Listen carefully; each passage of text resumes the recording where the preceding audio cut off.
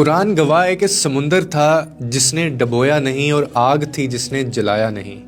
وہ پہاڑ تھا جس کی بلندی نے بچایا نہیں، وہ مچھلی تھی جو ہضم نہ کر سکی، وہ بچہ تھا جو بول پڑا۔ سوئے ہوئے لوگ 300 سال بعد اٹھ گئے اور چاند کے ٹکڑے ہو گئے۔ اسی لیے آپ بھی یہ مت کہیں کہ یہ نہیں ہو سکتا، بلکہ آپ یہ کہیں کہ اے میرے رب میرے لیے آسانی فرما، اور آپ اپنی کوشش اور محنت کریں، کیونکہ جب آپ اپنا معاملہ اللہ کے ہاتھ میں دیتے ہیں نا تو ناممکن جیسا لفظ اپنی حقیقت کھو دیتا ہے۔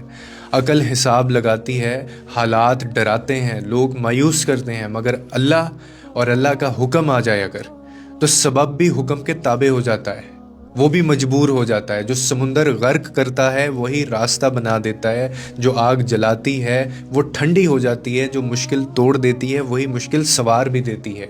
اگر اللہ کا حکم آ جائے تو۔ اسی لیے خوف کے لمحوں میں شکوہ نہیں، دعا کریں، ہمت پکڑیں، مایوسی کے وقت دلیل نہیں، یقین رکھیں، کیونکہ اللہ کے لیے تو کچھ بھی مشکل نہیں ہے، مشکل تو بس ہماری سوچ ہوتی ہے۔